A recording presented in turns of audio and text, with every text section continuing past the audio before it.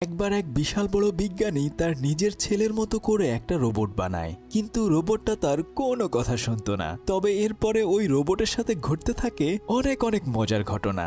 2009 সালে মুক্তিপ্রাপ্ত sci fi movie astro বয়ের গল্প আজকে আপনাদেরকে শোনাবো। আপনাদের সাথে আছি আমি সাদি। তো চলুন গল্পটি শুরু করা যাক। সময়টা প্রায় 2101 সাল, যখন সারা পৃথিবী দূষিত হয়ে গিয়েছে। তাই এখন কোনো মানুষ পৃথিবীতে বাস করতে পারে না। সেজন্য বিজ্ঞানীরা একটা মেট্রো সিটি তৈরি করেছে। আর এই বিশাল সিটি পৃথিবী থেকে উপরে ভাসমান অবস্থায় রয়েছে, যেখানে সমস্ত কাজকর্ম রোবটের সাহায্যে করানো হয়। আসলে টেকনোলজি এত বেশি উন্নত হয়ে গেছে যে রোবটের সাহায্যে মানুষ সমস্ত ধরনের কাজকর্ম করিয়ে নেয়। রাস্তায় কোথাও কোনো ময়লা থাকলে সেগুলো রোবট পরিষ্কার করে ফেলে। শুধু তাই নয়, খাবার পরিবেশন করা, বাজার করা, ঘরবাড়ি বানানো সব কাজই আসলে রোবট দিয়েই করানো হয়। রোবটরাই মানুষের সবচেয়ে কাছের বন্ধু হয়ে গেছে। তবে এই মেট্রো সিটি বানানোর পেছনে বিজ্ঞানী ডক্টর টেনমার অবদান সবচেয়ে বেশি। আসলে সে আধুনিক রোবোটিক্সের জনক। ডক্টর টেনমারের একটা আদরের ছেলে রয়েছে, যার নাম টবি। সেও তার বাবার মতো অনেক বেশি মেধাবী। ফিজিক্স ক্লাসে সে সবার আগে অল্প সময়ে অনেক বড় বড় সূত্র সমাধান করে ফেলে। এটা দেখে তার টিচার অনেক বেশি অবাক হয়ে যায়। টবি ওখান থেকে চলে গেলে টিচার তার স্কোর চেক করে দেখতে পায় যে সে 100-তে 100 পেয়েছে। যাই হোক, টবি স্কুল থেকে বের হওয়ার সাথে সাথে অরিন নামে একটা রোবট তাকে বাড়িতে নেওয়ার জন্য আসে। সে যখন গাড়ির ভিতরে ওঠে, ঠিক তখনই হলোগ্রাফিক ইমেজের মাধ্যমে তার বাবা তার সাথে কথা বলতে থাকে।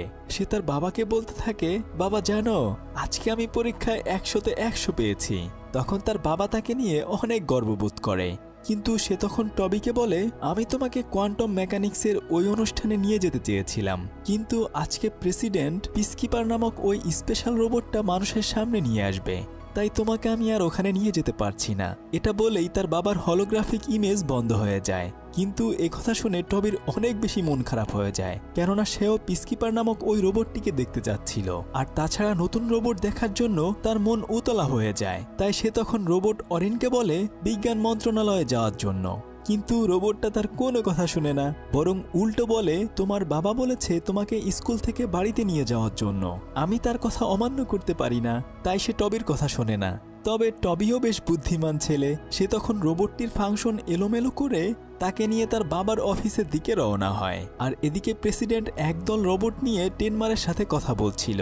আসলে তারা একটা স্পেশাল রোবট তৈরি করেছে, যেটা তারা সেনাবাহিনীর কাজে ব্যবহার করতে চায়। কিন্তু কিছুক্ষণ পরেই পেছন থেকে টবি তার বাবাকে ডাক দেয়। তাকে দেখেই তার বাবা অনেক বেশি রেগে যায়। কিন্তু প্রেসিডেন্ট বলে, আরে ও ছোট মানুষ, ওকে আমাদের সাথে আসতে দাও, আর বড় হয়ে ও তোমার মতো একজন বিজ্ঞানী হবে।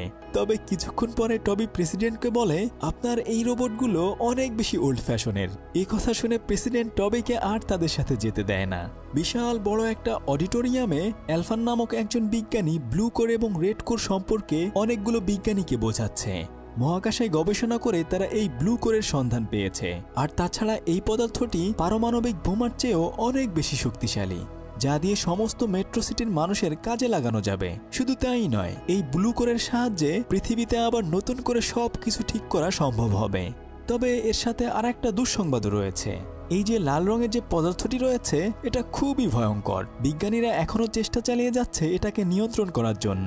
যখন সে এসব কথা বলছিল, ঠিক তখন প্রেসিডেন্ট এসে তাকে থামিয়ে দেয় এবং তার কাছ থেকে লাল ও নীল রঙের পদার্থ দুটিকে নিয়ে নেয়। এরপর তারা সবাই মিলে যে স্পেশাল রোবটটি তৈরি করেছিল, সেই রোবটটার ভেতরে নীল পদার্থটি দিয়ে পরীক্ষা করতে চায়।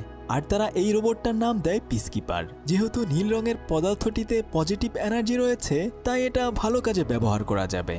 কিন্তু প্রেসিডেন্ট তখন বলে, না, তোমরা পিসকিপারের ভেতরে লাল রঙের পদার্থটি প্রবেশ করাও, যেন এটা খুবই ভয়ঙ্কর হয়ে ওঠে। তখন ডক্টর টেনমার এবং অ্যালফান এ কাজ করতে তাকে নিষেধ করে। কিন্তু প্রেসিডেন্ট বলে, আমাকে নির্বাচনে জিততে হবে, তাই আমি চাই আমার রোবটটি খুবই হিংস্র হোক। তবে অন্যদিকে টবিকে যেখানে আটকে রাখা হয়েছিল, ওখান থেকে সে একটা রোবটকে বোকা বানিয়ে লুকিয়ে লুকিয়ে অডিটোরিয়ামের ভেতরে চলে আসে। সে পিসকিপারকে দেখে অনেক বেশি অবাক হয়ে যায়। আর তখন ওখানে প্রেসিডেন্টের কথায় কেউ রাজি না হলে সে নিজেই রোবটটির ভেতরে ওই লাল পদার্থটি প্রবেশ করিয়ে দেয়। এরপর ছোট ছোট ড্রোন ওয়েপন দিয়ে রোবটটির উপর পরীক্ষা করার জন্য আক্রমণ করতে থাকে। কিন্তু রোবটটি তখন সেগুলো অনায়াসে ধ্বংস করে দেয়। কিছুক্ষণ পরে রোবটটি তাদের দিকে এগিয়ে আসতে থাকে। ডক্টর টেনমান এগুলো দেখে খুব দ্রুত ইমার্জেন্সি দরজাটি বন্ধ করে দেয়। তবে কপাল খারাপ, ওই দরজার ভেতরে টবি আটকে যায়, কিন্তু তার আপনারা যদি পার্ট 2 দেখতে চান তাহলে আমাকে কমেন্ট করতে পারেন।